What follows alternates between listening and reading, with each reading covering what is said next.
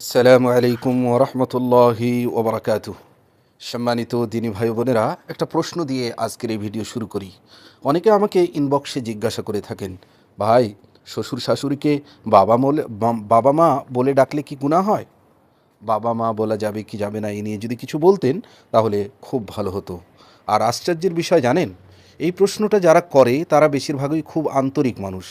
তারা সম্মান করতে চায়, কিন্তু ভয় পায় ইসলামের বাইরে কিছু করে ফেলছি না তো। আচ্ছা, একটু ভেবে দেখুন তো, ইসলাম কি কখনো সম্মান করতে নিষেধ করেছে? নাকি ইসলাম এসেছে সম্পর্ক সুন্দর করার জন্য? চলুন কোরআনের একটা কথা আগে শুনি। আল্লাহ তাআলা কোরআনে রাসূলুল্লাহ সাল্লাল্লাহু আলাইহি ওয়াসাল্লামের স্ত্রীদের সম্পর্কে কি বলেছেন জানেন? তিনি বলেছেন, ওয়া আজওয়াজুহু উম্মাহাতুহুম। নবী সাল্লাল্লাহু আলাইহি ওয়াসাল্লামের স্ত্রীগণ মুমিনদের মা। এখন একটু থামুন, ভাবুন তো, নবীজির স্ত্রীগণ কি আমাদের জন্মদাত্রী মা? না। তাহলে আল্লাহ কেন মা বললেন? কারণ এটা সম্মানের সম্পর্ক, মর্যাদার সম্পর্ক। এবার হাদিসের দিকে আসি। আনাস রাদিয়াল্লাহু আনহু ছোটবেলা থেকে নবীজির খিদমত করতেন। নবী সাল্লাল্লাহু আলাইহি ওয়াসাল্লাম তাকে অনেক সময় আদর করে বলতেন, ইয়া বুনাই, হে আমার সন্তান। আনাস রাদিয়াল্লাহু আনহু কি নবীজির নিজের সন্তান ছিলেন? না। তবু এই সম্বোধন কেন?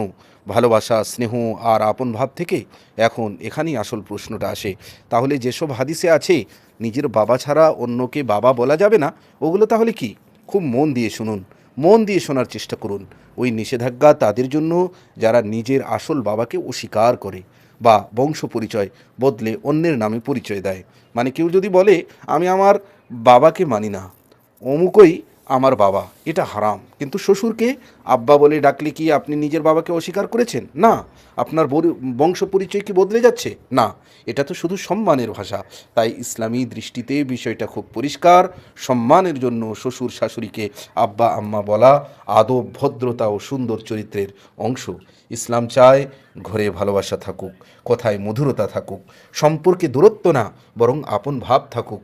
আর অনেক সময় এই ছোট্ট আব্বা আম্মা ডাকটাই একটা পরিবারকে জান্নাতের দিকে এগিয়ে দেয়। সম্মানিত ভাইরা, তাই আজকের আলোচনা থেকে আমরা জানতে পারলাম যে শ্বশুর শাশুড়িকে পিতা মাতা, বাবা মা বলতে কোনো সমস্যা নেই। আমরা সম্মানের ক্ষেত্রে বলে থাকি।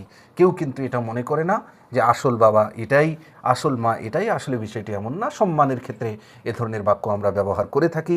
আশা করি বিষয়টি স্পষ্ট হয়েছে। ধন্যবাদ। জাযাকুমুল্লাহু খাইরা।